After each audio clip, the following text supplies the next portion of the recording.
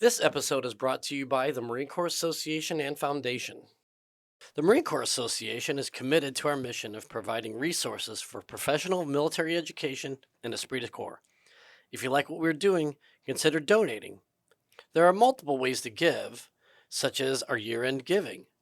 Join our year-end matching gift challenge by donating to the Marine Corps Association by December 31st. Your tax-deductible donation will be tripled, going 3 times as far to fund professional development programs for Marines. Every gift strengthens our Corps. Give today at mca-marines.org/donate-to-MCAF and help shape tomorrow's Marine leaders. Welcome to episode 176. This week, we welcome Nate Boaz back to the show. Nate is the author of the book Running Toward Fire.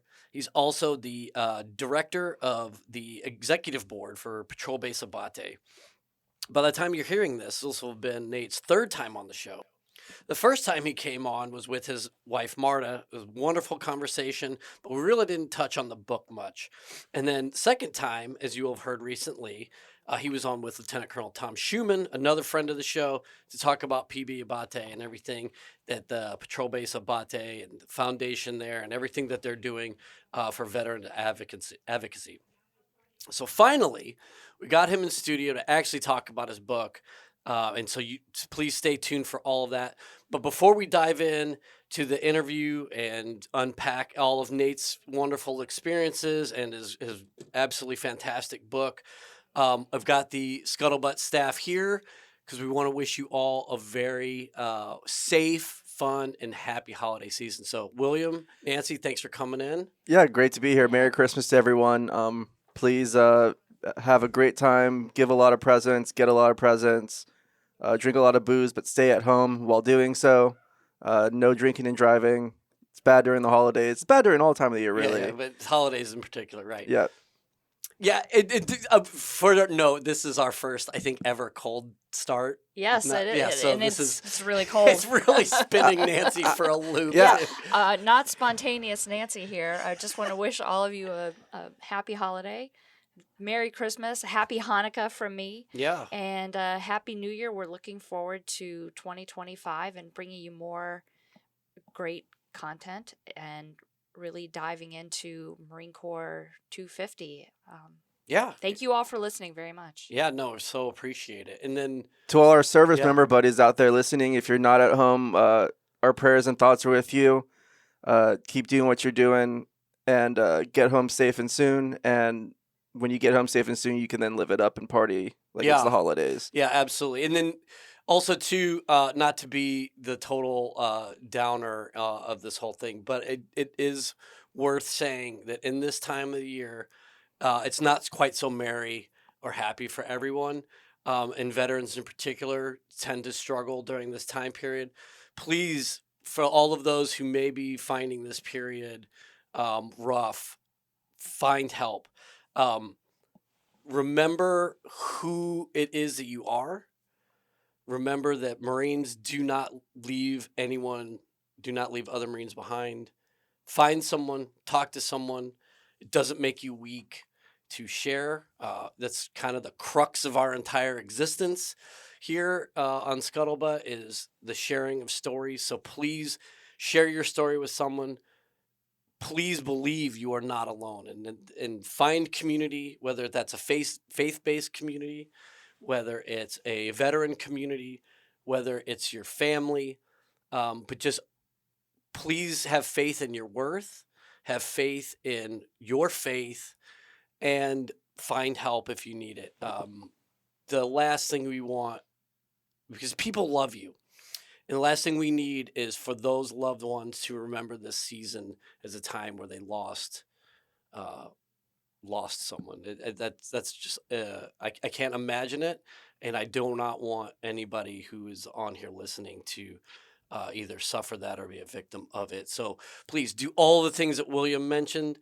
Know that we at Scuttlebutt are so appreciative for your continued support. But yes, also be very, very aware that this is not things are not always so merry for everyone. So if you see someone, say someone, say something, see something, say something. Yes. And yeah, and I think Tom and Nate echoed this a lot of times, and Elizabeth Hartman, who's been on, has echoed this. Just make a phone call. If you're Yeah. thinking about someone, call them. Just And Yeah, I was just- even though it's Christmas, churches are open. You can always go, and Chinese restaurants are also open, so you can two Christmas for Story. two. Nice reference. That's there, where Christmas my Story. family tends to be on Christmas, is a Chinese Yeah, restaurant. yeah. But I mean, yeah, If you know, you know. yeah. I mean, so yeah, find your clergy member, find your rabbi, find your your brother in arms, find whomever it is, your imam, and talk. And Well said, yeah, Vic. yeah. And if everybody listening just checks in on a buddy, that'd be great. Yeah, that'd be so awesome. So again, thank you so much for your support. Happy holidays, happy new year, and we'll see you in 2025. Hey, Scuttlebutt listeners, thank you for joining us. Thank you for your continued support. I continue to be Vic, much to your chagrin, I'm sure. And we're back in here with Nate, who stuck around for those who are tracking our episodes in chronological order, was just on last week. And, we are doing some time jumping here. So Nate is still here. Yeah. And been Glad to be camping here. out in the sound studio, pissing in a bucket. Gatorade bottle, Yeah, but don't yeah. confuse it. Yeah. Yeah, but one switch we had was Tom Schumann tapped out with our very esteemed executive editor of Leatherneck, Nancy Lichman. Thank you for joining us. Wow, for I'm glad to be here, but I don't really know that was such a great intro that now I have to fill Tom Schumann's shoes. yeah, That's no, those, yeah. Boots. his boots. His boots, yeah. Excuse me. Yeah, see, I already screwed up. So good. We at least got that out of the way then. Yeah, yeah. I'm ready so now. I'm ready now. But I want to appreciate my own work here for a second, and the fact that I introduced you as a guest, being that you're a co-host. So you don't get that too often. It's just good radio. Yeah, really. is it? Okay, sure. Yeah. I'm happy to be here. Welcome back, Nate. Thank you. Great Glad to see to have again. you here again. So for we had Nate on. This will now be the third time, and first time we came on. And you brought your wife, Marta, which was so great. And it was a very important discussion. But one thing that we didn't do was really dive into your book in the way that we had originally intended, which is one of the things I love about some of having this podcast is we can sort of go down these rabbit trails and then come back and talk more about what we actually had planned on talking about. But yeah, let's get into your book. So Running Toward Fire, so very good. So for those who didn't tune in to Nate's first time on the show, you're wrong. Correct yourself. Yeah, go back and listen right go now. back. It's so good. So good. But yeah, let's get into it. So Such a good book, by the way. thank you. Really, yeah, really enjoyed really well reading done. it. Really Thank well you. done. Appreciate it. I think that there's a lot about the book that makes it so engaging. Your humility, the transparency that you provide there. A lot of times folks will sort of try to lead off with humility, but then the ego takes over. Like, yeah, I don't really want this to be all about myself, but yes, no, I was the guy who did all of these things, and it was everybody else was against me, man. But I just pushed on. There definitely wasn't that sense in this narrative because it all sort of really, I think, tied into where you finished, and that was talking about the, really the challenges of life outside of service, life outside of uniform, finding your purpose in a place that wants you to, in a world that wants you to find your purpose in and we talked about it last show, but your successes, vice what is your sacrifices, Right. and significance. So anyway, so let's talk about how Running Toward Fire. As a young man growing up in Gainesville, Florida, I don't know if Running Toward Fire would have necessarily captured you in that moment in time, right? Yeah. So it is kind of the origin of the title. And if I think back to when, my grandfather, I cover both of my grandfathers who served in World War II in the book. Both of them were in the Army Air Corps before the National Security Act of 1947 made them the Air Force. But they were both in the Army Air Corps, and That was impressive. yeah. I studied some military history at one point many years ago. But my namesake grandfather, William Nelson Boaz Jr., retired as a colonel in the Air Force. But when he had served in World War II, he had flown an experimental bomber, and they had to crash land it just outside of the LA airport. And he and the pilot ran back in to save 3 other people who were in the aircraft. The plane was on fire, and it exploded right after they got everyone out in this just, sort of movie-like, spectacular, incident where fortunately no one died. But he was awarded a soldier's medal for that, and he never really wanted to talk about it. But I got it out of him right before he died, and that left me with this question, right? And we talk about it all the time, right? Like when you hear the sounds of, I think there's a Marine Corps commercial, Yeah, right? running towards the sound of chaos. When you hear the sounds of gunfire, do you freeze or run the other way, or do you I run think that's towards the the last sounds of time chaos? we've publicly acknowledged we were using AAVs. Was in that video. They were very, very very, very helpful in Iraq. We can talk about that, right? Yeah.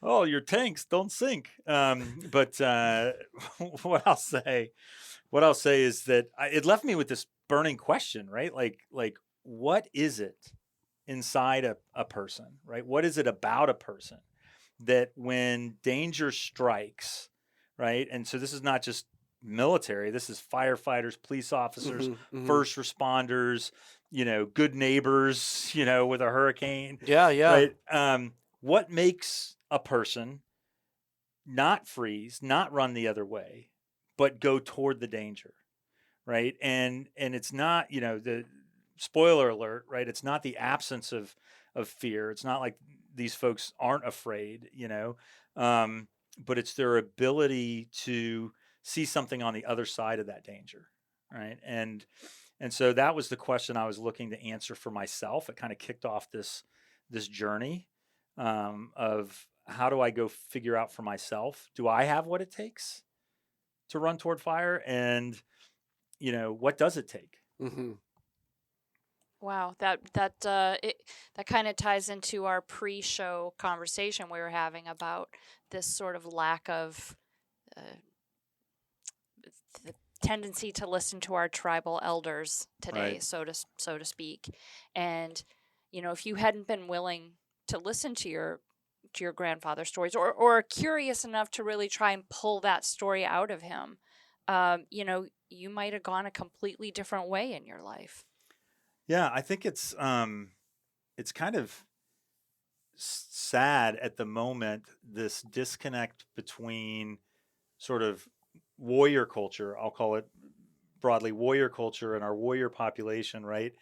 And what's going on in the world. And what I mean by that is like, people who've served in uniform in the US make up only 5 to 6% of our population, and who are currently active is like less than 1%. Yeah. It's like a 0.5%, right?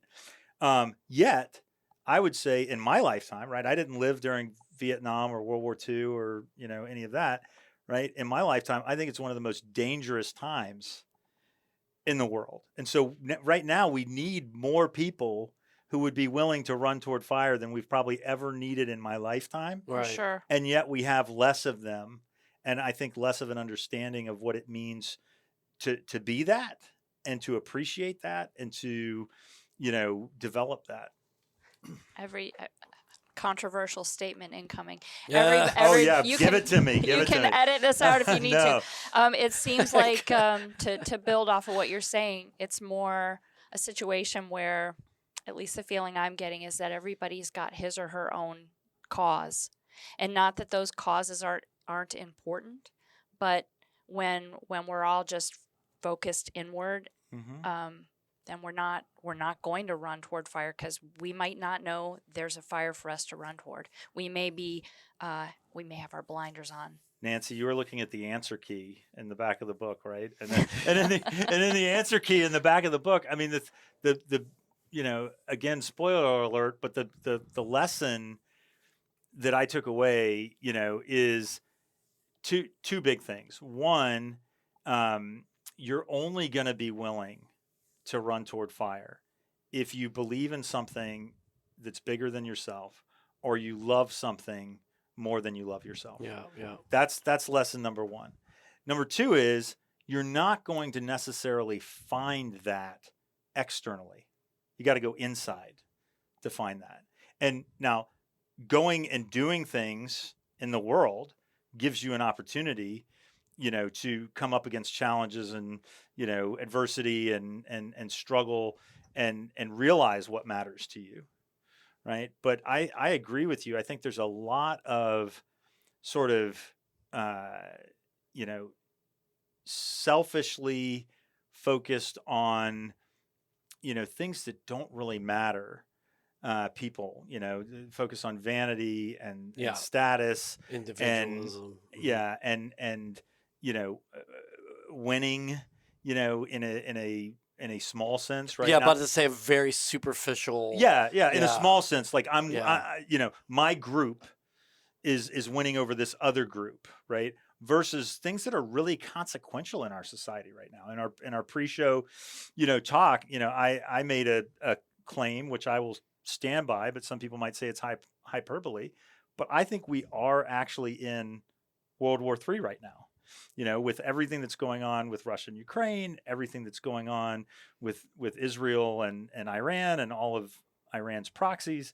I think, the United States is, right? Yeah. And we're just not acknowledging it. Like we're turning inward and being more isolationist and focused on, what's happening in the United States. And that's not the role we need right now. Well, and I guess to both of your guys' point is, as I see it, I think that there's so much of, so when we talk about like, we're not listening to our, or we don't have a respect, or we are denying the authority of the wisdom of people who have gone before us, because for whatever myriad of reasons why we don't pay attention to what older, the previous generations, the wisdom that they're willing to give to the upcoming generations. But also too, I think that there's just such a drive towards individualism. That's why we do have the same sort of zeal and fire, if you will, towards these seemingly innocuous, meaningless sort of causes, while these things that are actually going on that you're like, wow, why don't you shift it over to this thing? But it's like, but that doesn't affect me now. Yeah. Like these things over here, I'm being told affect me. Well, let me connect the dots between the two things related to the book, which is, I think the elders, right? My grandfathers, or I talk about this barber at the Naval Academy who was on Omaha Beach and Normandy, and then cut hair, right? And advised on Saving Private Ryan, because they wanted to know what it was really like for someone who landed, on the second wave of Omaha Beach. Imagine that, right? Like walking over your dead brothers to get to the carnage. Unbelievable. Right? And so I think there's so much of a priceless inheritance in what those men and women went through, that if we don't listen to it, we're going to repeat mistakes of the past. Sure. And so we need to study history a bit more, right? The quote is, right, history doesn't repeat itself, but it certainly rhymes. I think it's rhyming right now. And I try to pick that up in the book in the sense that, like, what we saw in World War II, some of what we saw in Vietnam, some of what we saw in Iraq and Afghanistan, we're seeing today, like that group of, I don't want to call it the warrior class, but the people in our society that are willing to make it so that you can sleep peacefully at, night, we're not paying enough attention to them. Well, I mean, especially as you mentioned, like proxy wars. I mean, it's like, holy shit, is this 1986 like all over again? I mean, Yeah. between Beirut, Grenada, Vietnam, you can go on, right? Like there are larger organizations that have a very vested interest in making sure that these brush fires continue to go. Yeah. And you know, and so kind of like you said, well, like you've got these conflicts that seem regional until you realize, well, there's a bigger guy in that region who is pushing the buttons, and that there's a mutual relationship Totally. between another bigger guy Yeah. who then is also being financially and materially supported by this other bigger guy. And oh, guess what? If you trace that map, you end up in our Pacific, Right. and Right. where there's clear challenges to our authority and autonomy to operate there. So it's like, yeah, there's a lot. And so, anyways, that's a really long way of me saying that. One, to, I guess, dovetail off what you're talking about, history rhymes, but then two, when we were going through these things, there was a different level of respect for what those people who had gone through the previous iterations would have to advise about that, and that seems in many ways to have gone. And I think about, for example, your story that you have of when they told you to go talk to this journalist about all of the human rights violations you guys were executing and interrogating Iraqi prisoners. Um, that person was a pariah. Right. But today, that is yeah. mainstream. That's the mainstream Right. viewpoint. Right. And let me dig in on that a bit to contrast, because I think please. there's great media partners, right? And then there's, the pariahs that you're mentioning that story. And I love to contrast the two. So I was with, then at the time, Lieutenant Colonel Sam Mundy with 3-5 when I crossed the border into Iraq. And we had Chip Reed from NBC at the time with the CBS. Friend of the show. Yeah, friend of the show, Chip Reed. Chip was amazing. And he and his team were amazing. We dug foxholes for them. They gave us their extra satellite time to call home, right? It was a symbiotic relationship. They listened to us. We told them, you can't photograph this or put the enemy prisoners on video or do these things, and he abided by everything because they knew that their lives depended on us, but they were also beneficial to us. And I'll come back to a story where I'll admit 20 plus years later that I leaked something to the press. Now that I'm hoping that the UCMJ is doesn't apply anymore. Wow, a scuttlebutt scoop. Yeah, breaking hot news, off the everyone. press. Yeah. But the pariah, and we don't even need to name the network, but this guy flew in on a helicopter, and I think it was right after we had just lost the 3-5 XO, Major Kevin Nave, and the OPSO stepped up to be the XO. And he's like, we got this reporter here who's asking questions about our interrogation techniques, and you're the het leader, you're the intel guy. None of us know anything about interrogations. Go talk to him. And I'm like, I don't usually do interviews, but we're a few days into the ground war in Iraq, and here's this guy flying in, and he was just a mess. Wasn't wearing, any of his stuff correctly. Gets up in my face and starts asking, or making, statements, not even leading questions. He's like, so tell me about all the different ways you're abusing Iraqis and hurting civilians and doing all this stuff. And Great journalism. Oh yeah. I was just, after I picked my jaw up off the sand and, put it back in, I reached into my right cargo pocket because, I carried the Geneva Convention's law of land warfare in my cargo pocket.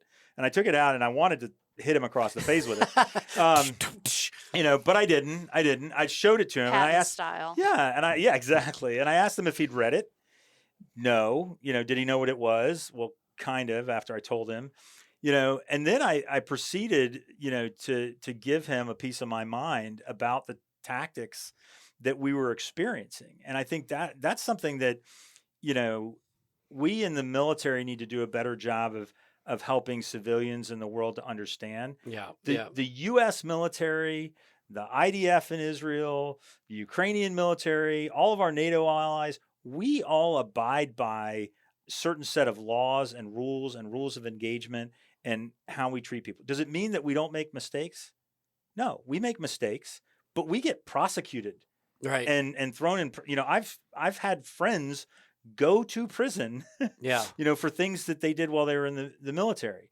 In these other countries, right, that's not the case. And in most cases, the things that they are doing, right, this is the point that we need to be crystal clear about. The things that they are doing are endangering their own population, right? The groups of people that we fought against that would use women and children and elderly as human shields to walk out to us and then take pot shots at us and then expect us to try to, take them out without using schools, Right. hospitals, using schools, hospitals, mosques, religious centers. I talk about it in Baghdad. It was one of the most tense situations for me, because I didn't know if I was going to harm innocent people that were, potentially praying.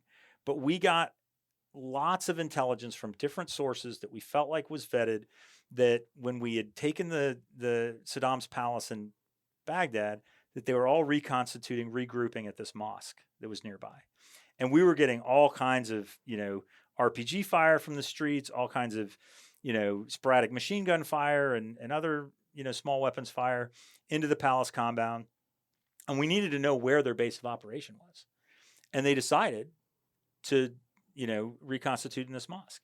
And I remember the air officer, this was 1-5, and he comes to me and he's like, how sure are you? Because we're gonna level this thing if you say so. And I think I said a little prayer to myself at that moment. I said, I hope to God that there's no civilians in there, that I'm not harming anybody that's praying. And thank God when the platoon went to go do the battle damage assessment of what used to be a mosque, there was a bunch of dead guys in uniforms, black pajamas, weapons caches that had been destroyed. They had put all of this in a mosque, and so who did the wrong thing there? Right. And so that's the kind of calls that our folks are having to make, knowing that they're trying to do what's right. And operate and execute while they're up against an enemy that is, willing to put all of their people at risk. Yeah. Oh, it's this story. Yeah, where do we go from here? No, yeah. Well, I think that this story though took us to a dark place. No, it's but it's really it's a interesting. perspective that we need, and again, I go back to, I think one of the things about this book that is so engaging, and just like the anecdote that you just shared with us, is that you weren't the focus. Of that. The entire book is narrated in this way of these really, big swings as far as things, takeaways, not just from who you are, where you are now, and how your development led to this, but what we can take away, and it allows us to reflect upon our own stuff, because it isn't just a sort of inflated retelling of your badassness. So as you're working through with your editors and stuff, was that intentional, or did that just, because that's who you are, that's what came out on the page? One thing I'll say is I've always believed that sort of life is a team sport, and it was never more true than when I was, a small unit leader in the Marine Corps, right? And I think that's, you see a lot of operators out there, people who write books where they're the hero of their own story. Well, that's just not true, right? Everything's done in teams, and everything is codependent, right? Combined arms effect, baby, right? Like you need each other. When the reality of humanity, right, is we are the hero and villain of our stories. Right. Yeah. And the other thing is, I was extremely privilege. Sam Mundy actually said this to me. He goes, I re-met with him, in St. Petersburg to have him, review the book and make sure it was accurate before I went to print. And he said, Nate, you had a perspective that you and your team had a perspective that no one else had in the early parts of the Iraq War, because you're the only ones that went from unit to unit to unit. Mm-hmm. And you went with different units at some of the most iconic moments, Right. of that experience. And that made me feel like, I have a great responsibility to tell other people's stories. And then when I look back at the history, right, or I go, look at Afghanistan, some of the stuff I cover in there, right, or Vietnam, I think that's one of the messages I want to get out there, right, is that we need more veterans and more, writers that are willing to sing the unsung songs of those who've done these tremendous things so that we can learn from them. Yeah. And so I feel like I was a very fortunate observer of some pretty amazing things. Do you think, and by the way, Vic, you and I didn't talk about that point at all, but that was exactly how I felt upon reading the book, that it was just filled with all these lessons, but it wasn't like, okay, here, I'm going to slap you across the face and tell you this lesson. It was sort of as the feeling I got as I was reading it was, you wrote about this event, and maybe through the process of thinking about it, and then writing about it, you came to some clarity about what it meant and what that bigger picture was and what the lesson was. Is that an accurate statement, or am I just totally?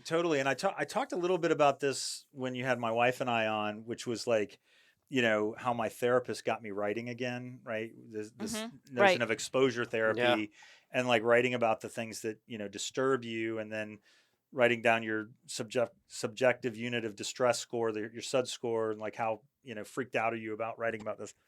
Anyway, long story short, the more and more I did that, the more clear it got, right? And I don't think we live in this society where it's busy, do, and not taking time for reflection. Well, writing forces reflection, and upon reflection you have clarity, and from that clarity you get insight, and from that insight you can take the next right action.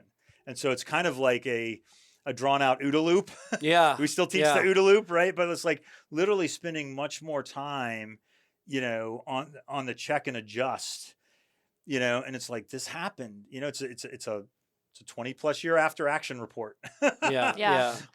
Well, and what you're saying about writing, and using it to make a story make sense, and going back and revisiting it over and over again. A few days ago, I went down this stupid rabbit trail of reading comments to a post on the internet. Oh, Big Lord, mistake, right?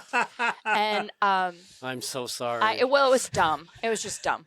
But the trolls and were it many was and present. one of those things where I couldn't, whatever topic it was, I couldn't shake it.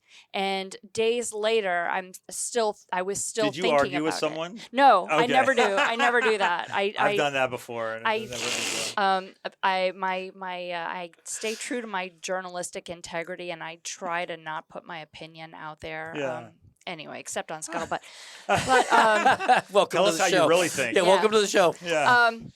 But I was still thinking about it days later, and I just had this moment of clarity where it was like, written communication is hard, and making yourself understood with words is hard. It's not easy. Yeah.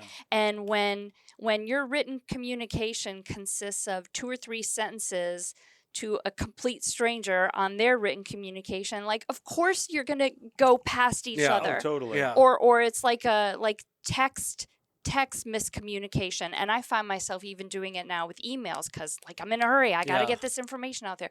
Written communication is hard, and so to do it right, to do it well the way you did, it does require revisiting it over and over again to make sure that you've told it the correct way. Yeah, and there's I think there's a sense of you use the word immersion, but there's a deliberateness, and there's a craft that you can't just.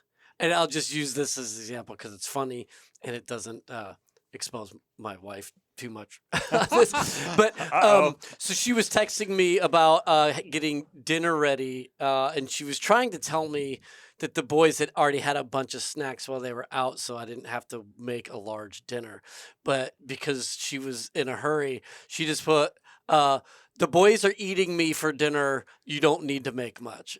And I'm like, I just started laughing. I'm like, while you're driving, the boys are just like eating mommy. And so, so clearly, like you were saying, when you don't have the time or you don't take the time and you don't have the correct format to truly express your ideas, you get this miscommunication where someone's thinking now little children are eating their mother for Right, dinner. right. That's like the comma thing. Yeah, Let's yeah, eat, it's like, comma, grandma. grandma, Let's yeah. eat grandma. Yeah. Um, Yeah. And so, can you talk a little bit about that? I don't even want to use catharsis because that's a little Yeah. trite, but I mean Yeah. the ability to be vulnerable enough to maybe potentially be the villain of your own story, or Yeah. to come face to face with some demons that you were more than happy to leave in the rearview mirror. Yeah, a couple things on that. So, one, I would really thank Michael J. Plunkett, who was my editor. I know you guys know Yes. Mike. You know, former Marine. He's gone on to get his MFA in writing.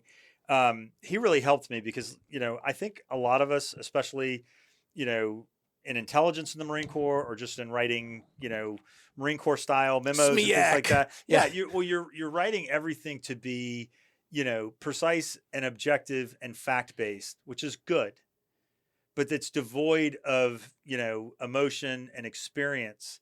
And what Michael pushed me on all along was go back to that moment.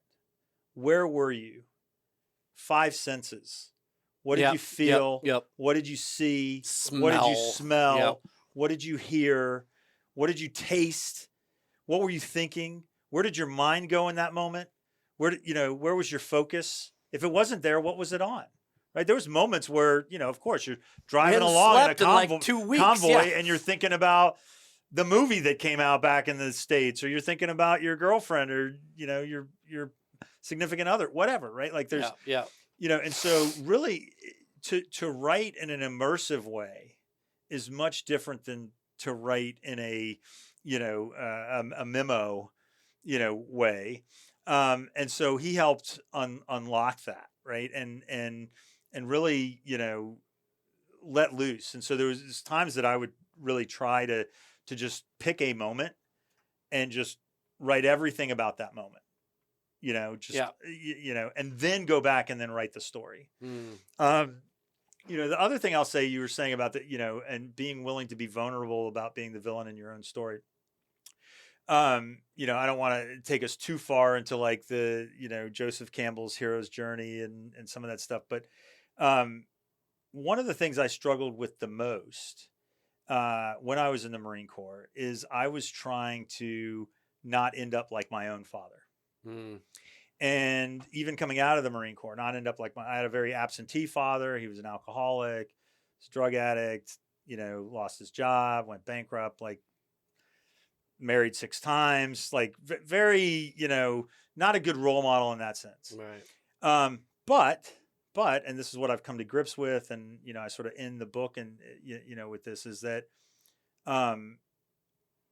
the more I tried to not end up like my father, the more I took on his bad traits. Oh, interesting. And the more I Yep. embraced the good things that he left me, right? Which was a love for poetry, a love for writing, a love for, literature, a love for, reading spiritual things and, a love things of that nature. The better I became, right? It's like disclaiming these shadow parts of yourself. Yeah. Right. And so I talk quite a bit about, not directly, but I get to it at the end, which is like, it's not enough to just be the warrior. You need to be the warrior poet if that's what you are, Yeah. right? And don't be one dimensional. Yeah. And so that actually, I wasn't able to do that fully actually until my father passed away, which was not that long ago, just a couple of years ago. Yeah, I actually had it on one of the things I wanted to highlight about the book. I'm sorry, Nancy. No, I was going to say you and I had talked about this Yeah. right after we first read the book, how that segment resonated really God, so much with you. Yeah, it really did, because I was the same way. My relationship with my father was complicated, and not that that's anything nuanced, but same sort of thing, in the way that I didn't really know him, but the parts that I did know, I didn't really like, and so I just tried so hard. Like, I used to joke around, like, I'm gonna be the best father in the world because all I have to do is the exact opposite of that son of a bitch, and I'll be just fine. Well, no, that's not how this shit works. No. If you take that part of your life and call it what you will, trauma or challenges or whatever it is, and you just shove it into into your rucksack, and then just put the rucksack into the quad con and close the door.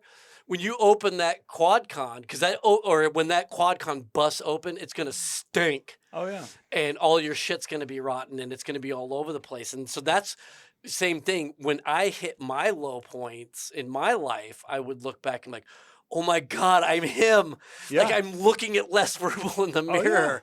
And I did everything I could to not, but because I never actually faced it, I never actually came to grips with it. It just is what I became. And I think what you had in here was so profound, because I also love this idea that because you denied yourself, that you also denied the aspects of him that were good and that were also part of you, and acknowledge those things.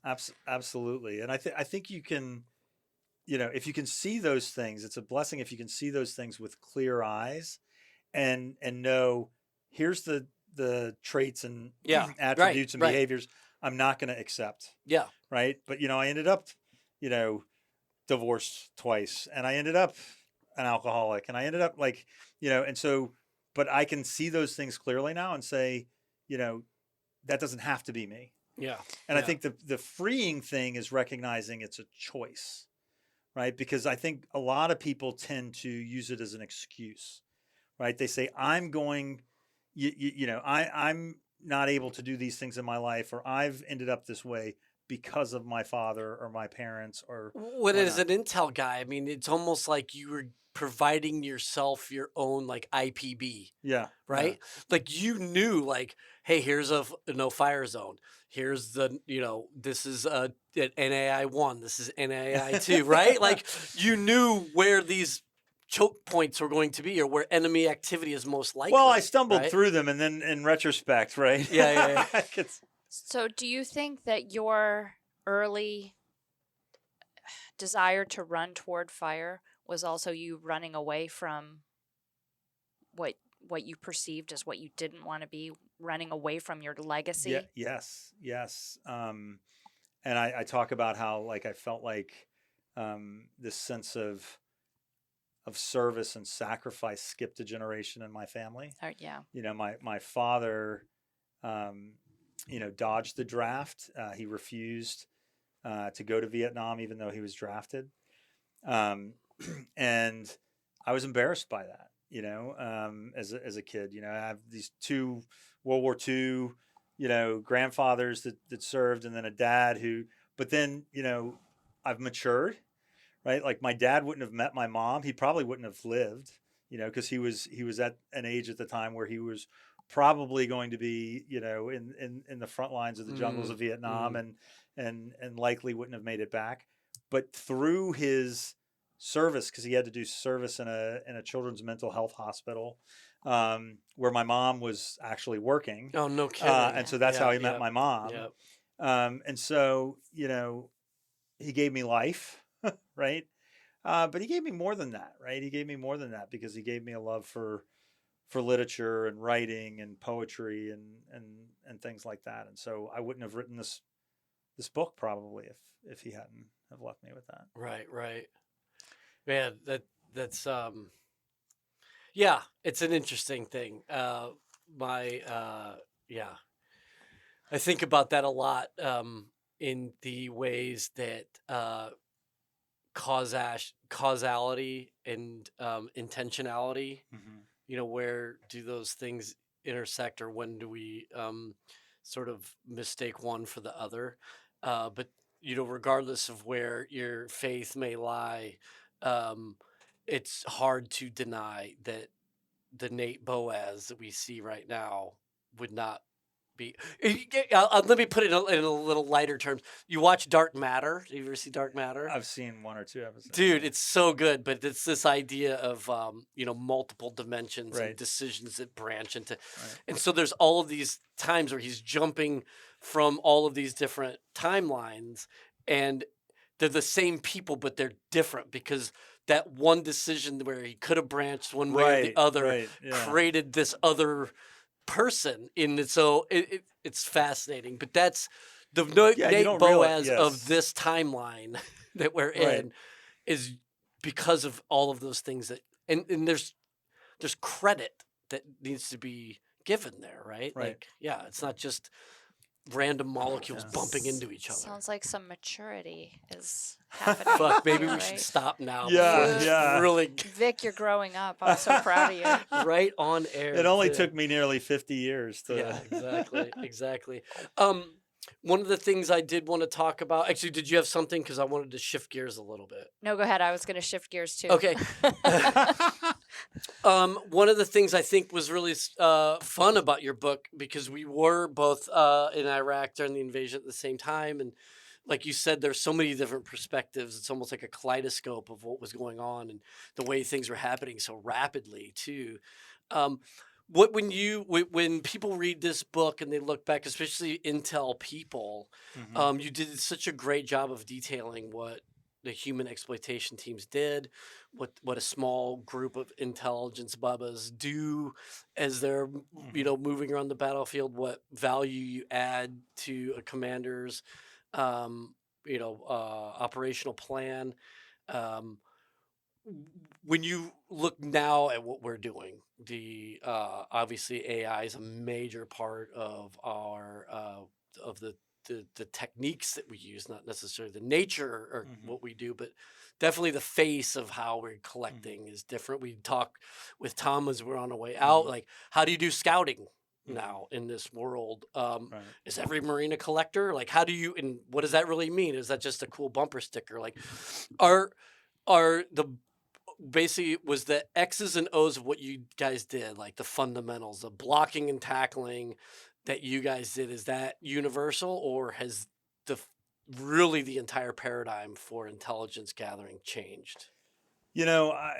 I haven't kept up with how a lot of it's done internally, right, in the Marines or in the intelligence community, but I have many friends who are in the intelligence community at the DIA or CIA and other organizations, and what I hear from them, which rings true for me, is and this is actually in the Bible, and as a quote from someone, it's like the spying is the second oldest profession, only after prostestitution. Right? And you can look that up. Sometimes it's the same. Sometimes it's the same person. Yeah. Anyway, wait a second. When I said I was going to leak something, that wasn't what I'm leaking. I've never. Anyway, what I will say is that as long as there's humans involved, humans are almost always the weakest link in any system, right? When you talk about, why multi-factor identification is so important on, endpoint systems in a big network, it's not because that laptop is vulnerable. It's because you're vulnerable using that laptop. And, if I can get your passcode, or if I can, look at what, Iran did just recently with our campaigns, right? They attacked both of them, but they actually used a proxy, right, and phished them and got into the campaign, and then got, stuff on the inside of it. It's all through humans. Yeah. Right. And so I think, and I think what's always been true as well, which was beat into me at, not literally beat into me at CI Human School. Nobody hazed me. But at, Words matter. right. Exactly. Yeah. Exactly. Was this notion that there's always an early warning indicator. There's always some preceding action before an attack, right? Somebody's going to do surveillance. Somebody's going to buy and mix a chemical. Someone's going to rent a van. Right. There's going to be a probe. There's going to be an attempt. And that is still true, right? And so if you're trying to defeat, all the different types of enemies that we have out there right now, right? You've got to keep in mind that collecting information the old-fashioned way, right, is still extremely important. And using technology to our advantage to do that. But not relying on it because that is not going to be the weakest link. It's going to be through a human that allows you to get in to their OODA loop to bring that back again and understand what the enemy's going to do before they do it. That's good. That is good.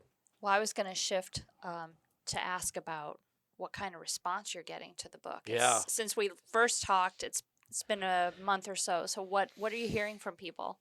Yeah, so I'm getting a lot of positive feedback. Were you just down in Richmond? Yeah, I was just on the CBS Virginia morning show. Awesome. It's the only live morning show, I guess, in Virginia, which was great. Got a chance to promote the book and also Patrol Base Abate, which was awesome to talk about. We've given now, I don't know, $30,000-$40,000 to the organization based on the proceeds of the book alone. Fantastic. So good. And so we would love. Yeah, I mean, the literary world, for those who don't know, that's the equivalent of about $3.5 billion. If somebody makes 30,000 G's of a book, my God. And so we want to sell more books. This is shameless promotion, but I sent a copy to the commandant, to the sergeant major. I sent a copy. I sent a copy to the superintendent of the Naval Academy. I was just there for my 25-year reunion, and for the commandant at the Naval Academy. And I think this is not me saying it. This is what people have said to me, that this is the kind of book of our era that with the old breed was the things they carried was from Vietnam, the old breed, World War II. Fields of Fire, kind of thing. And so I'm not proclaiming that I'm, Tim O'Brien or James Webb or, Eugene Sledge. But what I am saying is I think there's a lot of PME in here and more. Yeah. That our soldiers and sailors and Marines and everyone would benefit from. And then more so in the sense of like honoring. Yeah. The thread, the through line of warriors and heroes that have served in our past. And so a lot of people have been giving it to their, grandfathers and, brothers and people who have served, or to their family members who want to support them and understand the psyche. Yeah, because I think, too, one of the really, almost if you were to break your book up into thirds, right, you have like sort of the foundational, the larval stage, right? And then you have, your pupa, and then, but the transition aspect of it. And I think for those who, like, there's so much in here for the, military buff, or the histotainment pursuer, the hardcore Marine Corps sort of chronicalist, fellow veterans who were along with you were like, holy shit, that's what that guy was saying. I could remember that, but I was only heard it over the radio. Yeah. Or, like another example would be, friend of the show, Sergeant Major Justin LeHue, like in Nazarene. I love hearing his story because we bypassed, because everyone's like, don't go into Nazarene. That place is a fucking hornet's nest. Oh, totally. Right? That's exactly what Nate Fix said to me. So, he's now our ambassador at large for cybersecurity, and he was my TBS squad mate, right? And now he's an ambassador for cybersecurity. Great guy. And he was in Nazarene with Recon, and he reads the book and he's like, oh my God, and he was on 15th Mew when when Johnny Walker Lynn came in. They were going to bring him into port, and he's like, you're the asshole, you're the reason why we didn't get off the ship, because when I was in Kuwait, we saw an early warning of a potential like USS Cole type incident. Right. And so the Mew didn't get to pull into port. And so he's like, we were all standing there on the bridge of the ship saying, man, what kind of stupid intel reports are they getting that's keeping us from being able to pull into port after being in Afghanistan for the last however months? That's so good. But what for those then where maybe those things don't intersect? Yeah. And I'm thinking specifically of the emerging the current generation and the emerging generation of future of Marines in uniform, and then Marines, coming in.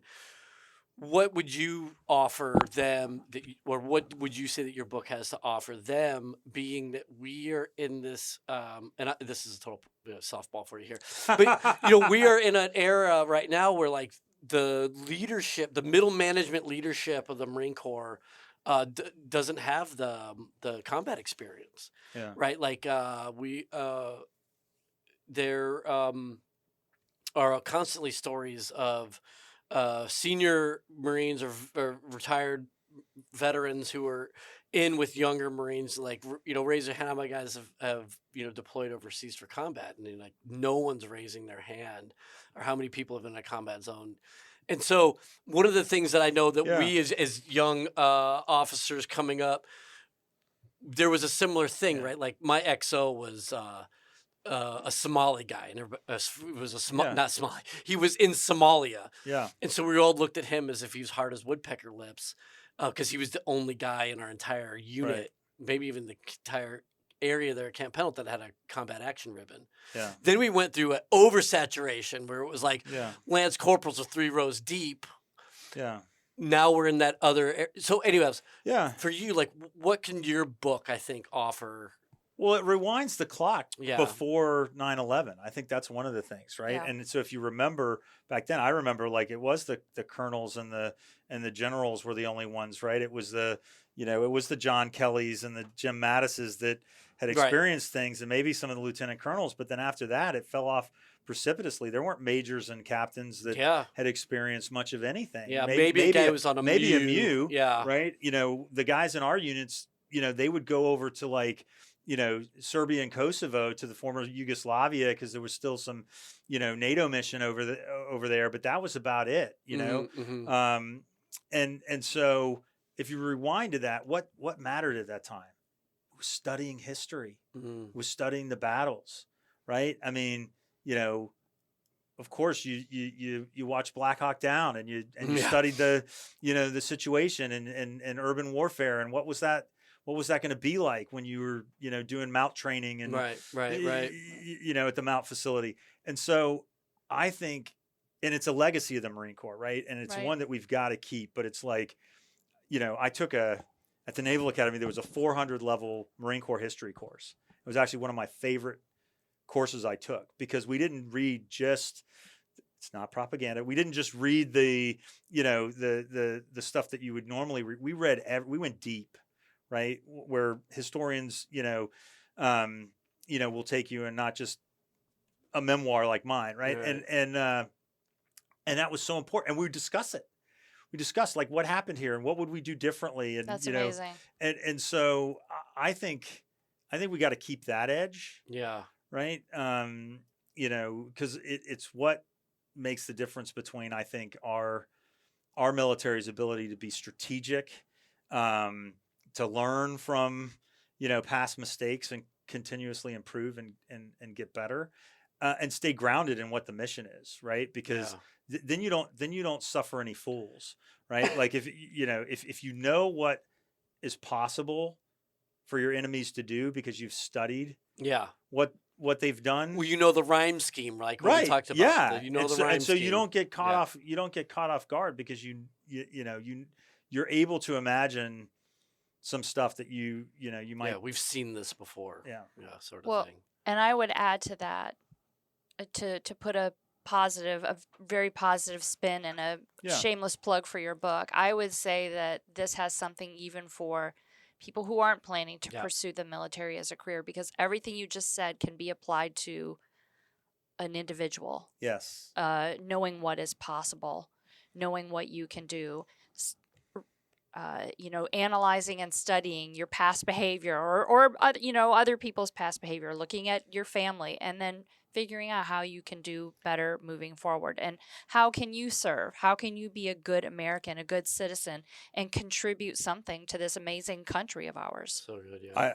I think that's so critically important at this, time period. And I think back to like, how hard it must have been for recruiters, throughout the last, 3 decades or so. Right. And like, a lot of what was happening, pre 9/11 was people were experiencing the peace dividend. Right. And they were like, oh, this is going to help with Dude, college. we and both this- came in Yeah. under Clinton, man. Yeah. It was like, Oh yeah.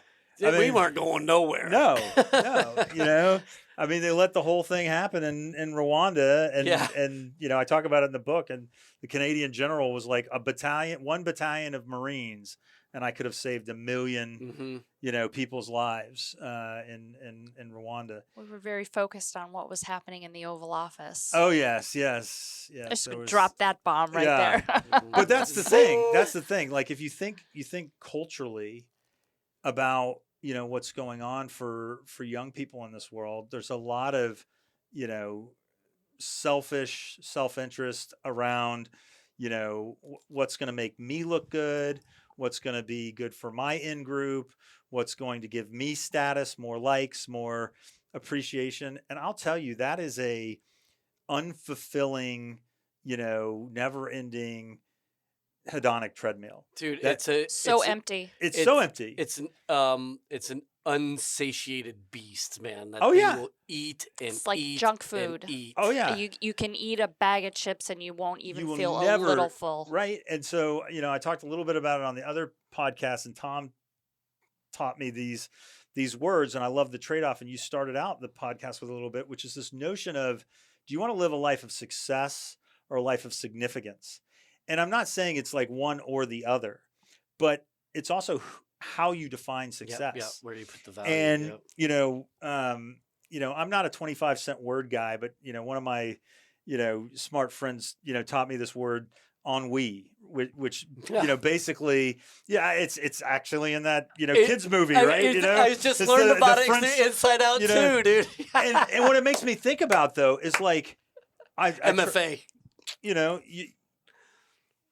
Sitting on your couch, ordering, pizza, playing video games, maybe you think they're cool because they're first shooter games or whatever, and winning in your little group and, swatting your buddy and, all that silliness versus like we are in the middle of an existential fight right now for freedom and democracy around the world.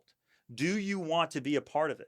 When your grandkids are sitting on your knee and they ask you, what was going on for you? What did you do when Russia invaded Ukraine? What did you do when Hamas attacked Israel? What did you do, when China was threatening Taiwan, right?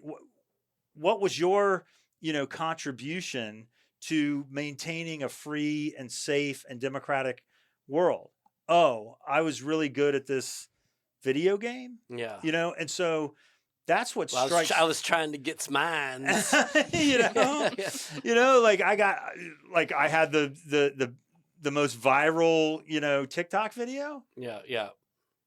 Okay, if that fills your void, then fine. That's you. You do you.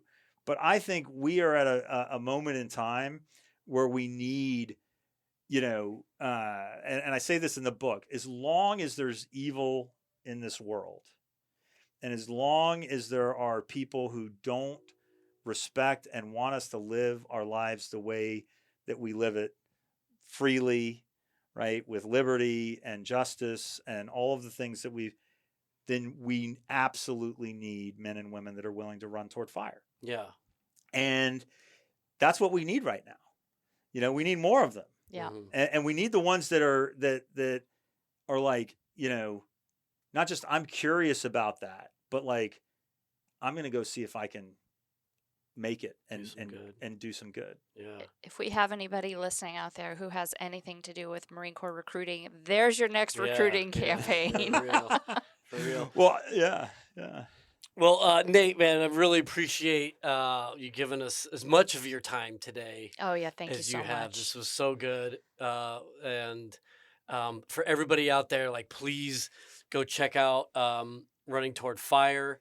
Not only is it a wonderful book that has clearly so many different ways of engaging with it, but it also helps a very wonderful cause in Patrol Base Abate, and a absolute pristine and premier veteran support organization. And we talked about it last week. I hear it's on the unofficial commandant's reading list. That's what I hear. The Oh, nice. unofficial, Okay. the unofficial, yeah. We put it on there for Well, sure. we'll have all the information in the show notes. Yeah, for sure. um, So, Nate, thank you so much. For our listeners, check it out, Running Toward Fire. And I think if there's no other takeaway is that Running Toward Fire isn't just a combat thing. Yeah. Running Toward Fire could be answering the call, surely, but then it could also be, within the first responders, it could be running toward a difficult marriage when you could easily. It's the warrior mindset, Yeah, brother. it is the warrior mindset. It could be, standing up for someone who's being bullied. Like, Yeah. Running Toward Fire is more than just a really fucking sweet title of a very, very good memoir. So thank you for And- coming in to share that with us. listeners, let us know what you think after you read it. We'd love to hear your thoughts. Yeah, for sure. Absolutely. Yeah. All right, Nate, man, take care. Thank you. The Marine Corps wants Marines at all levels to be able to make sound and timely decisions, and Marines can hone their decision-making capabilities by being put into situations that require them to think critically. One way that the Marine Corps Association supports this is by providing decision-forcing cases. A decision-forcing case is a decision-making exercise that places participants in the roles of historical protagonists who at some time in the past faced a particularly challenging problem. In that role, participants are asked to devise, deliver, defend, refine, and critique solutions to the scenario as the scenario moves forward in time, creating new problems and opportunities. DFCs allow Marines to develop vicarious experience, develop decision-making skills under pressure, and foster critical thinking and creative problem solving. This is one of the many ways MCA supports Marines through an adult learning methodology. Learn more about our programs and support to Marines at mca-marines.org/professional-development. That's mca-marines.org/professional-development. Scuttlebutt is a production of the Marine Corps Association. You have heard the voices or contributions from Major Vic Rubel, USMC retired, Nancy Lichman, William Truding, and our guest. Ty Frazier is the editor, sound engineer, and technical producer. The Marine Corps Association is not an agency of the U.S. government. The opinions expressed in this episode are the personal views of the participants and do not reflect the official position of the United States Marine Corps, the Department of Defense, or the Marine Corps Association.